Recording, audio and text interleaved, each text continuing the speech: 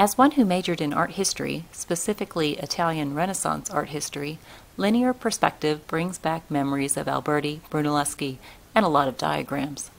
As an ink painter, I have been a lot more interested in color and the dynamic between abstraction and realism than my art historical roots of symbolism and innovations in painting such as perspective. One of the aspects I love about many of the ink paintings is that they ignore the Western view of perspective.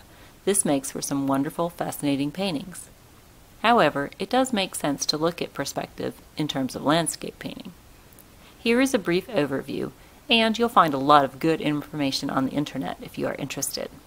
Linear perspective is basically an attempt at rendering three-dimensional space in 2 dimensions. Objects closer to the viewer are larger than objects further away. So here is the gist of it with my lovely Microsoft Word drawings. Starting from a horizon line, the vanishing point is established, and lines are drawn from the vanishing point outward, and this is reminiscent of the train tracks and other iconic images of perspective. Many drawings created to illustrate perspective use a tile floor to show how that rows also get compressed as you visually go back in space. To draw these lines, select another point on the horizon line and draw lines that connect to the first set of lines. So the red lines are going to connect to the bottoms of the blue lines. To create the horizontal, which in this diagram are the green lines, draw parallel lines where the red lines first intersect with the blue lines on the right side. If you are placing objects of the same size at different points back, you can use the squares as a guide to their proportional width. The first diagram shows objects with heights at the horizon line. Next, there are objects taller than the horizon line, and this necessitates extending our original lines outward. In addition to linear perspective, there is also atmospheric or aerial perspective, which gives a change in color and intensity. As objects get further away, they tend to be lighter and grayer than their close-up counterparts. Our paintings this week all focus on perspective in different manners.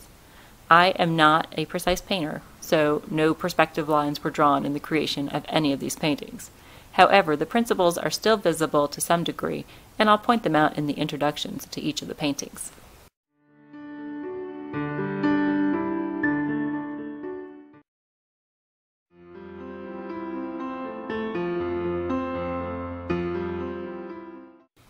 Our last painting this week, Field of Flowers, is a pretty big one.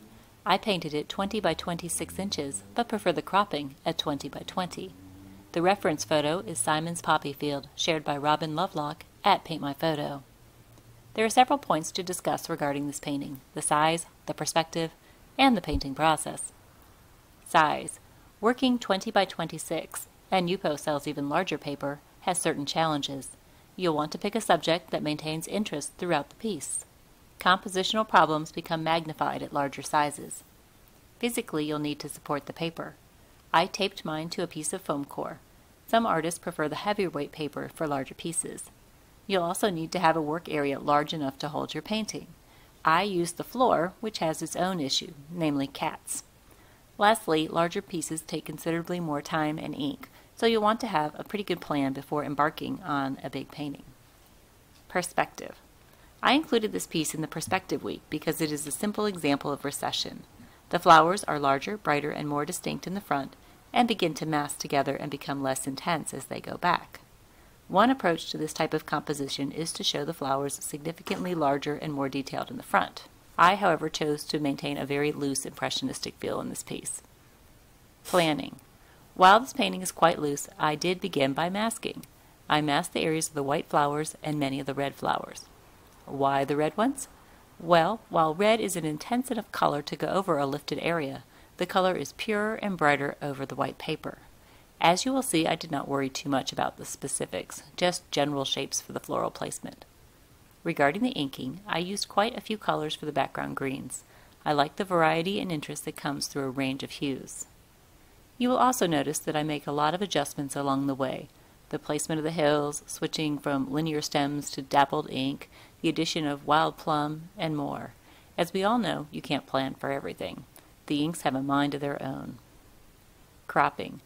The last item of interest is the cropping. The far right side is not fully developed, and while it certainly could be, I found that I preferred the painting in a square format. One of the luxuries of painting on paper is the ability to select just the strongest parts of the painting. While not everyone will have access to large sheets of Yupo, I would encourage you to try something just a little bit bigger than normal. It may be a stretch, but it is fun and rewarding. Please enjoy Field of Flowers.